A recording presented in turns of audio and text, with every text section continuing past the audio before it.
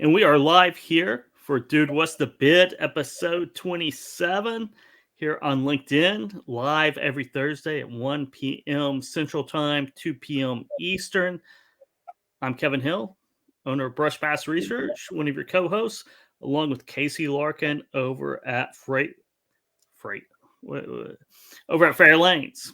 And I resorted back to 2 years ago there for a second. And how are you doing, Casey? Doing well, Kev. Thursday, great day. Ravens play tonight. Got the Bengals in Cincinnati. Funny enough, I want to say maybe I saw Tom Curry in Cincinnati somewhere today, somewhere in the Midwest for sure. One of those regional TIA events. But doing well. Seems like I don't know. I saw a tweet this morning from our old buddy John Kingston. Truckload stocks are performing well. I guess the political climate is something that Wall Street likes for the trucking sector. I know you got some exciting stuff you're about to put out on maybe a slowdown in brokers leaving the market. So everything is honky dory in transportation and logistics these days. Yeah, it is. I think we might be in an inflection point on the broker authorities. It's still trending downwards, but that acceleration month over month has paused, at least for the 1 year. For 2 and 3 year metrics, it's still accelerating. But yeah, it's something to look out for 2025. If we can, kind of end that attrition that we're finding in the broker market, that might mean that the market's turned around, but we'll have to see about that. How about rates? How are rates looking? Rates seem to be pretty strong. From what I can tell, a nice uptick in the main equipment categories: dry van, flatbed, reefer. There's a guy, Chad Olson. He called bottom a couple of weeks ago, and it seems like a lot of the data and the reporting that we're seeing is supporting that. I know he's got his hands on a whole bunch of data. Mm-hmm. Starting to see some positive movement upward for truckload rates, which is good. They've been in the dumps for a very long time. They have, and you see Craig out as well, cheerleading turnaround in trucking, and hopefully the election generates that, because it's been, I don't know, almost 3 years now of just a horrible freight market, and it's time for a change. Funny enough, I think he threw his hat in the ring for the Department of Transportation Secretary yesterday on Dooner's show. Yeah. I didn't know if that was how serious that was, but I guess so. Tongue in cheek, but a little tongue in cheek. That's what I was saying. I wasn't sure if it was tongue in cheek or if he was kind of really being serious about it, but it is kind of in line with the administration, right? Kind of poke fun at serious things, and seems to get you a long way. I know that JD Vance, I think, is an early investor in FreightWaves and all that good stuff. I think Craig may be involved with our man Prasad as well. I know that they've certainly been working with each other. I think so too. Yeah, which is a good segue. Let's bring Prasad on to the show. He's of course, the founder of Trucker Tools, and now the new CEO over at Qute. So we're going to learn all about Qute and what they're doing. Welcome to the show, Prasad. Hey, good to be here. Thank you, guys. I like the way you started the conversation. It's good. Thank you. Thank you. What are you seeing out there in the market right now? Because I know you certainly all the capacity and visibility, background that you have, and now with scheduling and certainly, number one, talking to a lot of different freight brokers and carriers out there. I think I can split my viewpoint into two parts, right? What has happening for the last few quarters, at least couple of quarters, has been, it's almost a downward trend of everything coming slow and slow and slow, right? the market being very soft. I mean, we all knew this, and brokers are taking it on the chin. There's no two ways about that. And small carriers are hurt as well, right? The good ones. The bad ones are finding a way to make money. That's another story. I'll let Jordan fill in on that one. But really the people that are genuine and honest, small businesses, they're getting hurt. That is the bigger part. Now, having said that, I'm not trying to tie this to election in any way. But I think in the recent weeks, things are starting to progress better for us. Now, I mean, are we out of the woods? I don't think so. In my viewpoint, this slowness will continue for a little bit. I mean, we're in the middle of the holiday season, so typically this is where people make a lot of momentum. But that momentum has to come in many folds. Everybody is really, looking for that magical pass, right? That Hail Mary pass. We're not going to have a Hail Mary pass, in my viewpoint. It's going to be better than, the third quarter for sure, definitely. Holiday season. But I think we got at least a couple of quarters to recover from this. It's easier to slip down. In my viewpoint, I think from good to bad is easier than bad to good. Objects in motion stay in motion, right? Yeah. No, it's interesting. It seems like we're somewhat at a bottom in a lot of different metrics, right? Mm-hmm. We've been kind of slowly grinding at a bottom, but I think they're starting to see a few green shoots come up to indicate that we don't have to say sometime in the first half or second half of 2025, right? We said that in the first half of 2024, the second half of 2024, the back half of 2023. We've been saying it over and over again because no one knows. But I think people are getting a clear vision of the future right now. You're right. And it is getting out of this we have seen this, Kevin, you've been around, and Casey, I know you're very young, but you've got freight in your blood. So we have seen this. It's easier to bring the market down, and then it takes a lot of grinding to get up. Yeah. Like, hard work. A lot of people would have to be very disciplined, right? That is the key. And that is one of the biggest things that we are seeing is those brokers, those 3PLs, those carriers that have been very, very disciplined are seeing, Kevin, to your point, a lot of, we're seeing it on the green, right? On the fairway, very well, right? They're hitting it very well. They're very disciplined about it. They're not getting wavered by the ups and downs of the market. Mm-hmm. I think that's an important thing, because if you're a 3PL, right, or a carrier, this applies to both of them, because we provide services to these two parties provide services to shippers. So if you're a 3PL or a carrier, you would have to play your long-term strategy, innovation, how you create value, right? But not just adding more people, but how do you innovate? How do you differentiate your product for the shippers? Right? That strategy has to be executed. Right? I mean, you're in the middle of that strategy and the market is downward, turned, right?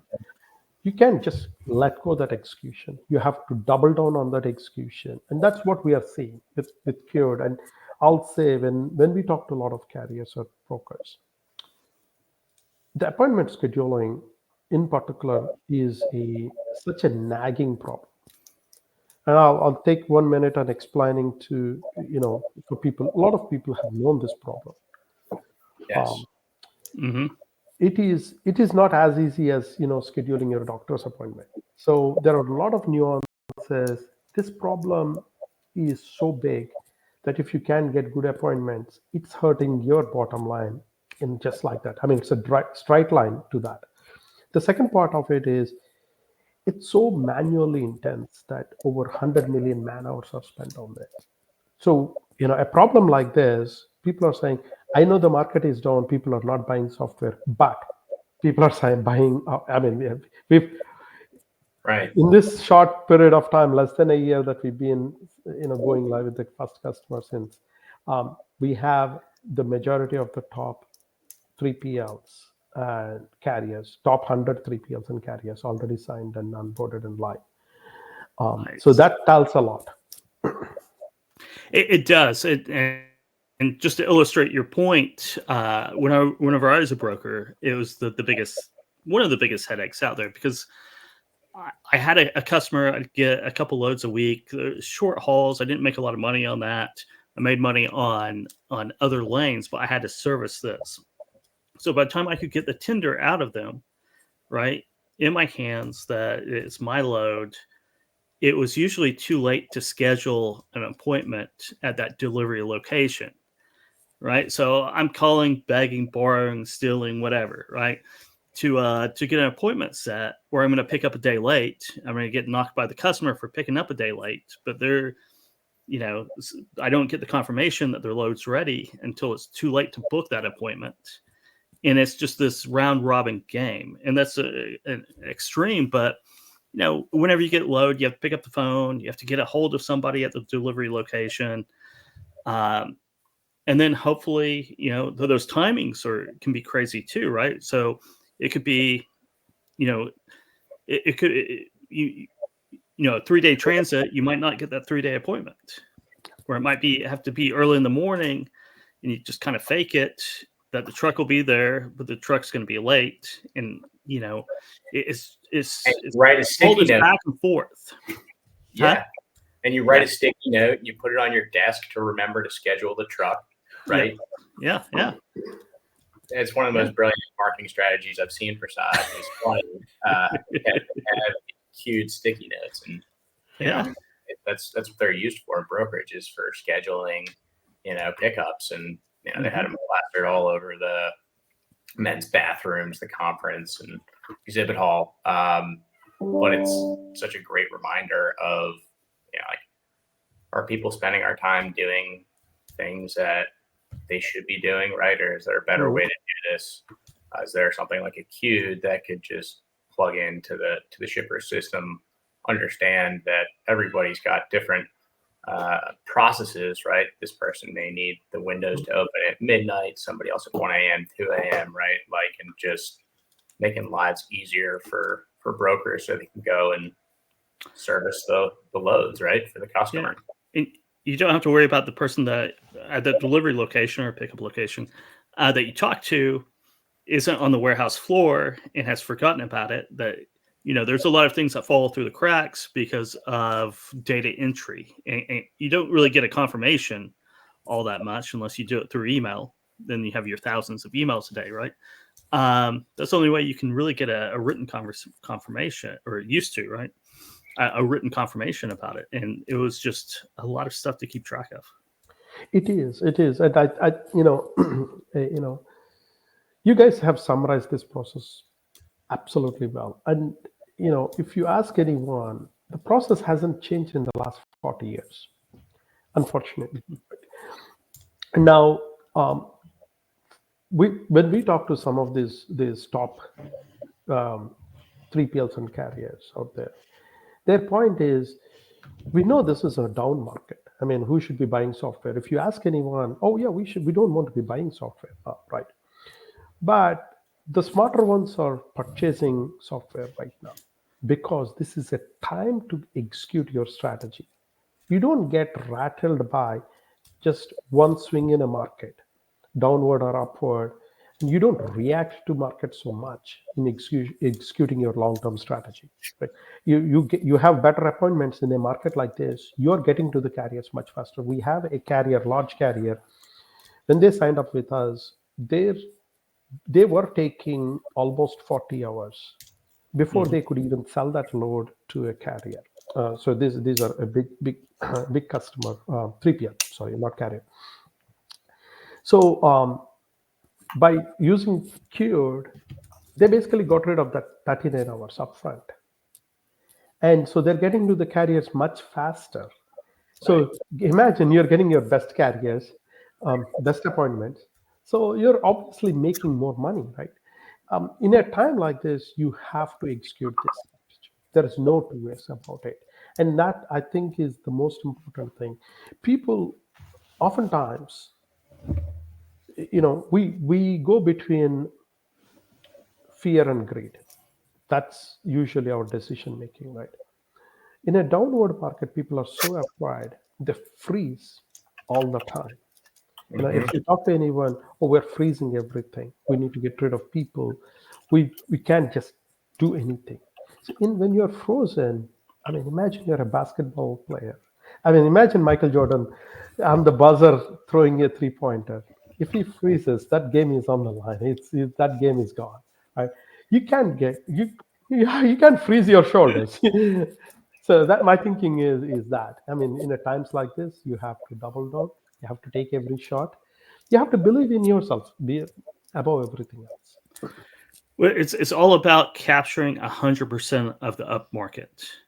So that means you have to plan, get everything in place in the down market to do that. Because if you wait until the up market to make those decisions, those broad strategy decisions, you're going to miss 50, 60, 80% of that up market. And by the time you get up and running, you missed it. Right. You're chasing your tail. And some of the stories that we heard, sorry to cut you off there, I'll be quick, is the people that did catch the hot market last time started implementing technology really quickly, weren't very strategic about the implementation, and maybe haven't gotten the most out of it, right? And then you've got to go back and audit, and maybe you're not servicing those customers like if you're an Omar Singh or Surge, right, is kind of the case I'm thinking about here. But yeah, people are I guess, right, what is the read page 26 of the contract? Right, exactly. Yeah. To the Warren Buffett quote, I think, right? It's like, I think it's Warren Buffett, fortunes are made in down markets, right? Like you got to do the investing now. And the blood is in the streets. Right. There are some companies out there that are growing like a weed, ascending like a rocket ship in the broker space and in the carrier space. And it's the ones that find the right tech, hire the right people, and can implement it, it seems. You're absolutely right. How many times a vendor or a 3PL or a carrier calls their vendor and says, I'm paying you so-and-so every year. We're in a down market. How can you help me get most out of your software? I mean, that conversation has to be done, right? I mean, we have a philosophy, and most of our customers don't look at our customers as us as vendors. They talk to Qt as if we are their partners. I have a very good friend at one of the top 3PL carriers in the country, and the way he addresses me is, "What's a partner?" He never calls me as a vendor. That has been our relationship all these years. And going back to other companies, I'm sure. Absolutely, that's an important thing, right? So when you look at your vendor as a partner, you're asking, we're going through this, downward shift in the market. How do we work together to see we can get the most out of your software? As a vendor, I like that, because you don't want you sell software with the idea that you want users to use it. You never want someone calling you and say, my users are not using it, so I have to cancel this contract. That's the worst way of losing a contract for a vendor, right? I mean, think about it. You purchase this beautiful Porsche, and you're never driving it, so you call Porsche and say, hey, I have never driven this, so you have to take this off my driveway. That's a good way to lose a car, sale, right? For them. The other part I'll add, we're very fortunate at Qt. So all the things that I've said so far has been from my previous experience, but with Qt we have been very, very fortunate. I think it's the way we set up the product. we have over 90% adoption. Meaning, if there are 100 stops that QKit scheduled today, we're already getting over 90 of those. The other 10, that's usually a new employee did not know, or someone thought, well, this is a very complex load. I'm not going to let Qt schedule this. Oftentimes, even those come back to us once we do the training and say, hey, that we can handle that. Like, this is an important part, right? As a company, I want our customers to be using my software more and more so they can tell me where are the corner cases. Your users using your product is the best testing you can do without actually paying your testers. It is. It is. Sorry, Casey, what are you going to say? I mean, it's really interesting. I think that some folks build products that they think the market needs, right, or they think that the users want, and some people, really identify what the problem is that their ideal partner is having, and really work with them to address it, solve it, and then work with them as a partner. Problems evolve, things change, but as long as people love your product and you're able and willing to work with them to make it even stickier, then I think that really probably separates the wheat from the chaff. And obviously, right, it's easier said than done. Prasad, I guess this is now your third time doing this, and I mean, I'd love to hear a little bit about, like, I think we had a conversation about this briefly one time. It's like, do you have any advice for folks out there that are trying to solve a problem for this market? One of the things that I have noticed, one of my favorite folks in the industry is Gavin Vaughter, and his wife Nadine is an absolute firebrand. She's hysterical. But I know that he was in the industry working scheduling, and he understands this problem. He's dealt with the pain. And it's interesting, right, that you went that route. Would love to hear how you guys are able to, or how you're able to kind of lather, rinse, and repeat solving problems. It's an interesting question, Casey. I wish we spend more time asking this question on panels, right? I mean, we have so many panels, technology panels, because today, if you talk to anyone today, everybody's talking about AI changing our lives and so on and so forth. Nobody talks about what is the most important problem that our market faces today. So we start with a solution, not with a problem. That is the problem, in my viewpoint. Right? We don't have to do much. We talk to friends in our industry. You let a top person at a 3PL or a carrier talk for 5 minutes. They're going to tell you what are the biggest problems they face. And the best part is, if you let them talk for more and actually ask proper questions, they actually tell you how that problem can be solved. Right? So oftentimes, finding the problem is the most important thing. You have to be patient. There are some ideas that you talk about, you think about. If they're not ready, you can't jump the gun, right? Like, you have to wait for the market to catch up. I've had Trucker Tools idea for some time, and I didn't start it until I felt like I started early in 2009, but not until when Apple made the third-party apps, open third-party apps on their platform. I had to wait for that. Right? You have to bite time. And throughout the execution cycle, you can't just jump the gun. I mean, we didn't launch DFM at Trucker Tools until 2000. The earlier versions were in 15. I thought that was early to the market. Not in 2009. We had to build the driver base first, right? So you have to wait for the timing. If you jump the gun, you get too excited. A lot of companies that have tried that model in the past have failed miserably because of lack of timing. Mm-hmm. It does, and you're exactly right about that. Technology's often, especially in freight, it's leading with the solution and not the problem. And I think that's one of the unique advantages of having former people in the industry found company like our good friend Tom Curry over at Qt, right? Yep. Where I don't even have to ask where he got this idea from because he lived the pain of it for so long, and then found and you as well came in and focused on the user, right?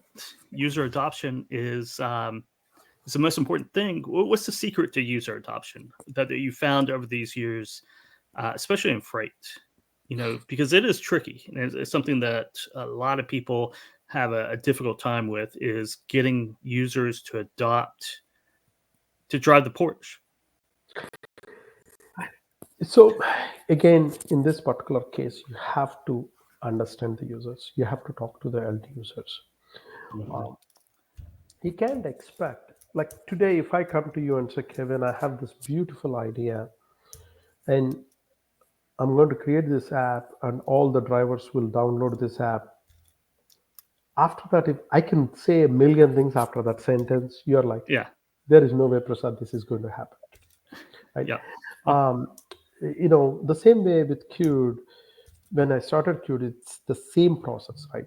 Our focus is how do we get to the end users? And oftentimes people have asked me this question, and in my previous podcast, in our initial version, I wanted the product to be completely automated. So the schedule appointments. Today, it's completely automated to start with. Then Tom's point is, Prasad, let's wait for a second here. We also need a semi-automated approach for the end users so that it's not that they want to be, scheduling this, but they have to see it.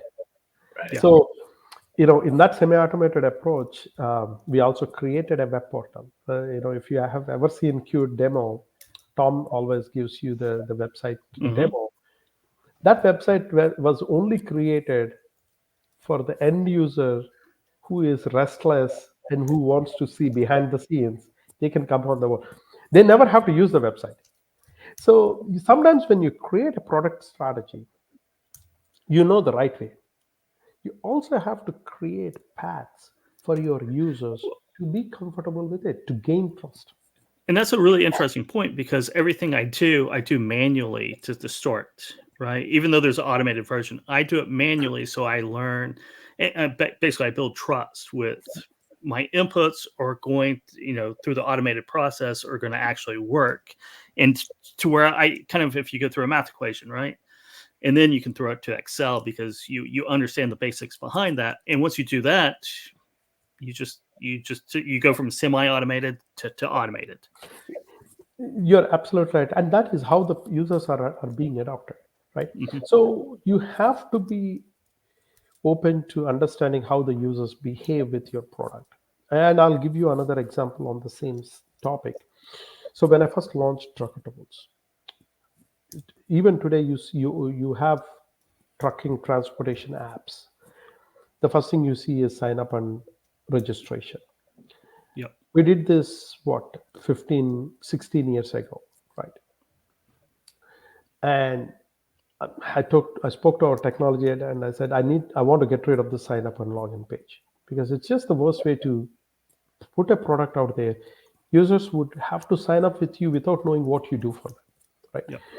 They looked at me like I was crazy, and they had to jump through a bunch of hoops. Back then, it wasn't easy, and that made Trucker Tools app probably the top 10 or 20th app in the whole app store without a sign up button, yet able to uniquely identify you, right? But by doing that, we had the biggest mass. Today, the Trucker Tools product is still very, very live, right? And has over 2.5 million drivers on it. The reason is you have to make it easier for them to come to you. The same way we did at Qt, right? We made that semi-automated path only for that. I'm not going to believe in anything I don't see users. There are going to be users like that. If you can convince them to come on board, you got a winning product, and that's the thing. We did that with Q. Human nature. Yeah. We were in the studio earlier. You guys were talking about. I think you both have 3-year-old little girls. Mhm. You know, I mean, I know when I was that age, I was picking everything up, tasting it, smelling it, feeling it, and that's we got to see how the sausage is made. Mhm.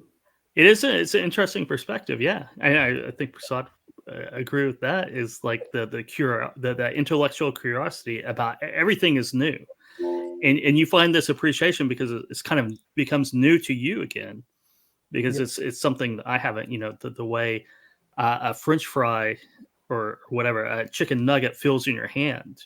It's not something you think about, but once you start thinking about it, a whole new worlds open up. It is right.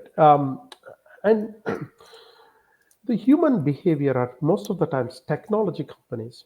What they think is, I know better than you on how to solve this problem, right? So I'm going to just tell you, Kevin, just trust me. You just use this, it's going to work. You're like, no, no, no, no. I'm not sure if this works. And when you have a doubt as a user, if the company, the vendor doesn't address that doubt, and just blankets by using a blanket statement as trust me, right? Or Mhm. yeah, this is going to work. And from that point onwards, it's just demeaning your intelligence, right? You should never ever do that. A lot of companies fail because they try to blanket that or push back or ignore the doubt. It's when a customer has a doubt, it's actually very, very good thing. And I'm going to quote one of our customers, Sean McLeod from Axel. So we pitched the idea of Cured. They didn't come on board immediately, right? And I called Sean. He's like, Prasad, I like the idea, but I'm not certainly sure that if this can solve the appointment problem. He was very right. I mean, I've known him Yeah. for many, many years. So, he's comfortable telling me his doubts. I'm glad he did.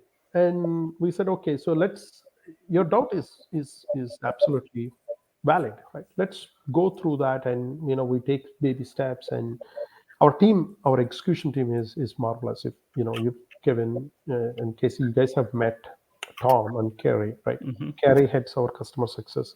She came from McLeod. um, Customers love her because she's meticulous in layering this solution. She doesn't rush you into a particular endpoint. Hmm. And as they onboarded Axel Logistics, recently Sean and I we took a cab ride together. He gave me a ride to TIA, and his point is, I can't wait for you to automate all my loads. So he's gone from initial doubt to I need this for 100% of my stops. That's the journey your customers will go through. And like anything else, you can't build a software overnight. You can't start a company and grow it overnight. And the journey for customers is going to be the same. They're not going to believe in your product just because you have this dream. Right? They're going to have doubts. I could stand up and I can talk about 10 different great ideas in my head, and you're like, I'm not sure about all of those. I can hear you, I trust you, but yeah, I have to see something more. Right? Well, and you kind of have to be wary of customers that have no doubts. How, So there's something's probably wrong. yes, and sometimes people dial in also, Kevin, you know, it's just a nature, human nature, right? Yeah. I've seen you do a few things and you come up with an idea, I'm going to react to it one way, right? Versus if someone else that I don't know comes up with an idea, I'm going to react certainly, Yeah. differently, right? Because that's the human nature. That's why we work with people that we trust, right? Um, so you want to also, I mean, if I lie to you once, then the next time onwards, you're not Hmm. going to believe, right? So Yep. it all depends on how true you are to your own thoughts.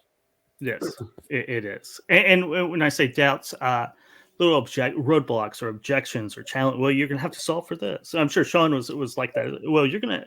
I love the idea, but you're gonna have to solve for this. How are you gonna do that? And then that's where you go back to the drawing board, right? You and Tom, Yeah. and take that feedback in, and then you have to prove it. But you're a You- great you- partner, so you don't have to prove yourself. You just have to prove that challenge, that you have an answer to that. Right. You're right. And sorry, Casey, go ahead. Sorry, you have. I was just going to quickly piggyback there. It's like, Axle is one of those rocket ships, right? And if they've got doubts about my product, I'm trying to serve that market. Like, I'd be an idiot not to listen to them, right? Like, this is exactly who I'm trying to solve problems for. If they don't understand how we're doing that, then like that is something that I need to figure out if I'm, running a tech company. It was also interesting. I heard, I believe, the CTO of Axle on a panel at the Technovations conference talking about change management, getting their brokers to adopt technologies that they bring on board. Right, Axle is somebody who's got the culture, and they figured out how to buy the right tech to grow nicely in a down market. The CTO there was talking about how they then get their brokers to adopt new technologies, right? So Qt is probably one based on what, I'm now connecting dots that, they tested with a couple of brokers. These things, these guys are like, this is the best thing since sliced bread. And, that's got to help, right, with adoption, and soon everybody needs it on their desk because it makes life easier. You're absolutely right, and that's an important thing, right? I mean, you sit in a demo with a customer. If I start naming our customers, I would have to name, more All than of 50, more than 50, because they're all large customers. They're all in the top 100 3PL carrier segment, right? But everyone, I'm so fortunate. I'm going to say this. We are very fortunate at Qt that our customers love to drill us. And I can see Tom getting very excited in his demos when he's doing, and his team, the rest of our sales team loves that. When they start asking, what about a multi-stop load? What about transit times? How do you check those? It's like, yeah, we thought about this. We thought about that. It gives you an appreciation, right? Like, I mean, when the customer keeps asking you questions, it's a good thing, because they're appreciating the amount of thinking you put into that product. And you want to do that. And there are going to be cases where, hey, have you thought about voice-based, appointment scheduling? After a few customers have asked us, we started, building that as well. Email was a thing that we wanted to ignore for some time when we first started building the company. But then a few customers came in and said, hey, this is a huge volume for us. So we actually built the email scheduling as well into this. That's a good thing. That's how you want your startup to grow. This is really the playbook of startups. Yeah, I mean, congrats to you and Tom. I've known you both for years, and I'm excited that everything is going great at Qt. But going back to your previous background, founding Trucker Tools, which was really a new category, certainly for a long time, right? It's now an established category, which has this good parts and sometimes drawbacks. I think Qt is another new category. It's something with no natural competitors. Can you tell us what it's like being in a new category and building a product and creating your own category, basically, rather than highly competitive categories? And just the pluses and minuses. I think one of the minuses, so I'll answer part of your question here because I can't keep my mouth shut. Is one of the minuses is educating the market. But that's one of the pluses too, right? That's probably the biggest plus. So it's not really a minus at all, but it is a difference. No, I mean, to start with, a new problem or a new market is extremely important for a startup. If you can find one, lean on it, because for these reasons, right? The very first reason is it's a new market. So the market is green, right? You're not trying to compete. You're not trying to flip a customer from one product to the other. Right? The second part is, if it's a new market, you're creating a product, the customer is evolving with you. So if you can work very closely with the customers, which I've did with Trucker Tools, Qt, even going back to my Get Loaded days, we used to call customers and say, hey, what do you like? Right? So we made them part of our journey. And if you can make customers part of your journey, what you're building fits into their roadmap so strong, that is the mode for the business. Right? I mean, it's extremely hard for someone else to steal that customer if you are building that product with that customer. That fits their needs so well, right? I mean, it's like it fit like a glove, right? Yeah. Perfect. Then the most important, the third part is, if it's a new market, it levels the field for everyone, right? I mean, I'm very fortunate having competed with the DAT twice. So with Get Loaded, they purchased us. Then with Trucker Tools, I was able to compete with the DAT being, and I'm using them because they are the biggest, 800-pound gorilla in our space, right? We've leveled the space with our DFM, with them and Truckstop. And this is going back to Trucker Tools days, right? The reason is they were very weak in mobile apps. Neither of them had mobile apps. So Right. that levels the field. I mean, I could go out and it's the David versus Goliath. Still. Yeah. Right. I mean, it's dial a truck and internet truck stop. Right. I mean, I think it's hard to evolve. So that's a great point on that end. Sorry, go ahead, Kev. Oh no, I was. Oh, okay. That's really very insightful, Prasad. The other thing that you mentioned there is, I mean, you guys have awesome adoption, right? You started your new industry, right? This new sector, this new problem that's being solved.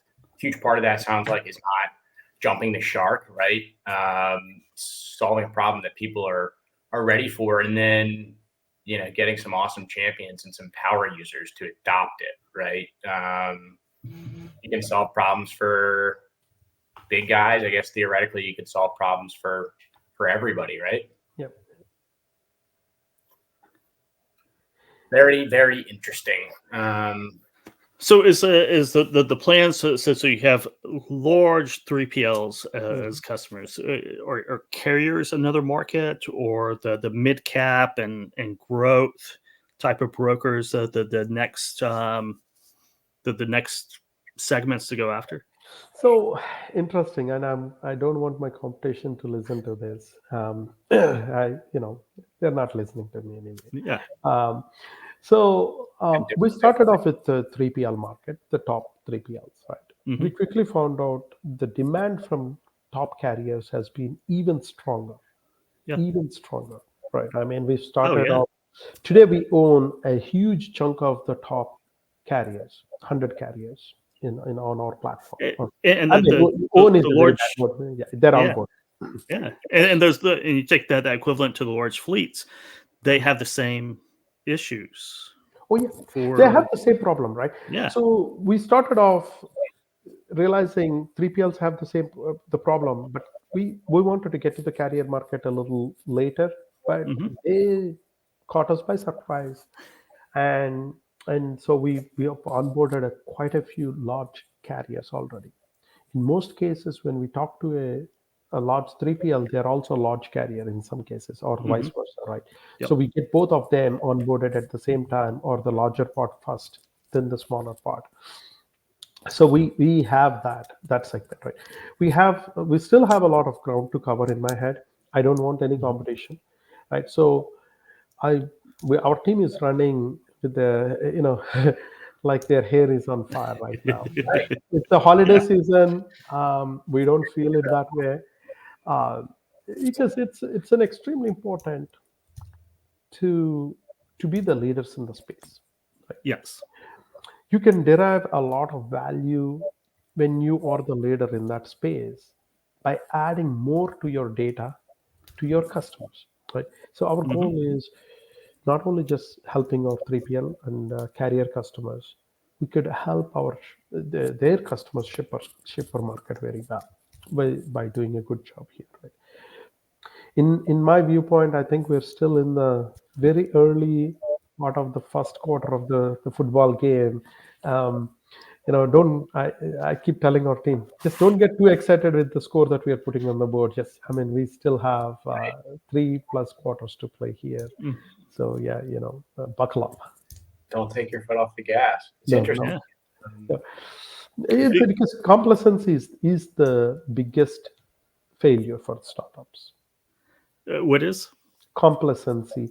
They get relaxed, and they don't. Yeah. Go ahead. The position the Qude's in. I mean, you have to take as much market share as quickly as possible, and then you become DAT of the scheduling world, right? You become that gorilla that it's hard for anyone else to come in, because they're just copying what you're doing, and they are going to go in with a philosophy of flipping contracts, and that's not a place you want to be in business. You want to be the leader out there, setting the standards.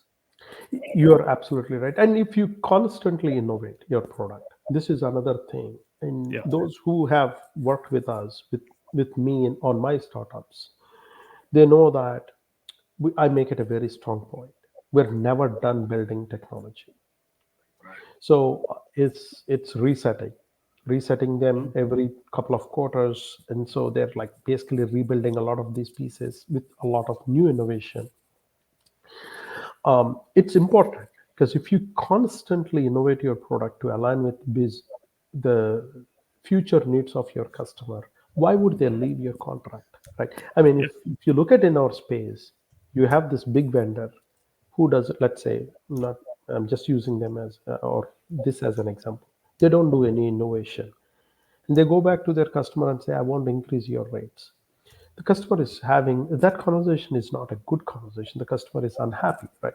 But if you're constantly innovating your product, adding new things that would help your customer is actually telling you, why are you not increasing my rates, right?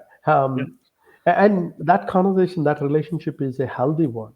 So flood your customer with innovation that they are just warped, right? I mean, many years back, I picked up this book. You got to have raving fans. Your customers should be your raving fans and nothing less. Mm-hmm. Cheerleaders. Yeah, absolutely.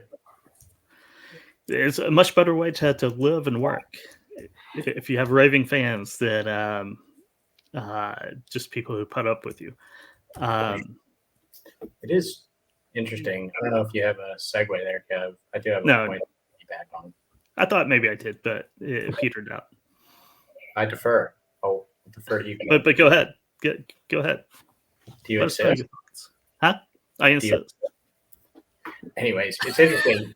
Some of the hot companies in the space, a couple of my other favorites are DrumKit, formerly Axle, and Droog over there. Seems like what they're doing is cool. Like NFIs that are for big customer, kind of taking a similar approach to you all and Genlogs. And I know that both of those companies, and AVRL and Chad Olson, who I mentioned earlier, does this as well, is creating like artificial scarcity, right? We're only bringing on this many customers. We're new to this. We want to make sure that, we're able to service this volume strategically. I think that's something that you guys are doing different, or at least that's interesting to me, is, and probably a testament to your experience. And, that blitz scaling part is really hard to do. Hiring the right folks to be able to take as much of the pie as possible. It's an interesting thing to think about, right? Sorry, go ahead. That's it. You're right. The last part that you mentioned there, team is everything, right? In the startup, you literally have three parties, right? The first group is your customer group. You want to be not just close, you want to be in their mind all the time, right? That relationship with your customers is is a life partner relationship. You got to be able to complete each other's sentences. That's how close you have to be. The second group is your investor group, or the people who are consistently, supporting you, right? This is, I call this relationship as a religion. They have to have so much faith in you, because when you're steering this company, you're going to turn left and right. Sometimes they look at it and say, I don't like that, but they have to believe in you, right? Like I mean, it's the faith relationship there, right? The third relationship is beyond faith, in my viewpoint. That's with your team. And because the people who are actually delivering your dream is your team, right? If they don't understand, if they don't believe in your dream more than faith, it's going to be extremely difficult. So I go back to the previous thing that I said. You're going to turn left or right. Your investor group might be up, worried, but they're not going to say much. But your team sees that left and right a million times in a day in a startup. They have they to be do. able. Yeah, it's like, imagine. For sure. So yeah, the best example I can say is you got a sailing boat, and they're all hanging to it. Now you're like, oh, turn slightly to this side, turn slightly to this side. They're like, yeah, because Prasad is the only one feeling the air, so we can just do it. That takes a lot of faith, for them to go and do this with so much energy. When we hire people, we tell people, I mean, I'm going to be I try to paint the picture as realistic as possible. I tell them it's a chaos. Startup is a chaos. We will change priorities in a day 10 times, 20 times. And don't ask me for a operational procedure book. There's no procedures. You're creating the procedure, right? And we're going to recreate that procedure 10 times in the next week, right? And everything is right now. Everything is right now. But what it is it's solving on steroids, really. Like you solve problems, you make it, turn, and all of a sudden you see, oh, this is a dead end. How do I get out of it? And how do I change that? And so you're constantly innovating, constantly trying to solve problems, right? It gives immense pleasure. If you love problem solving in the middle of a storm, there is nothing that comes close to a startup. So this is a good place. Now, when we hire people, it's be realistic. Also, make sure that ask that question: can this person survive here? Will this person fit the team? For us, we've been very fortunate. We always interview 3 or 4 times. Tom and I have this lengthy conversation with our key executives when we hire them. Will this person stay in that role and grow with us? Can this person expand? Can this person handle the stress? And we are absolutely, candid in our discussions. You have to be, right, because the last thing you want is somebody unhappy in their position, right? Mm-hmm. And definitely we don't know, like when you hire somebody, you'll always say, hey, if this person is not going to fit in the team, disrupt the team, there are certain people who have to be right? You want in a startup, it's usually we. Mm-hmm. That's that's the nature, that's the DNA of the team, right? So the DNA of the team, so the culture of the team, you want that new person to be expanding on it, not contradicting it, right? Now, in terms of questions, you want people to not hold their doubts back. Going back to the very first thing that we started with, customers have doubts, you don't want them to hold it back. Likewise, you don't want your team members to tell, like, hey, we're turning right. People might say, you sure we're going to do this? They have to doubt you. They have to express their doubt if they have the doubt. And it's okay as a leader of that organization for you to say, I don't know. I'm taking a bet on this number. My gut tells me this is way to go.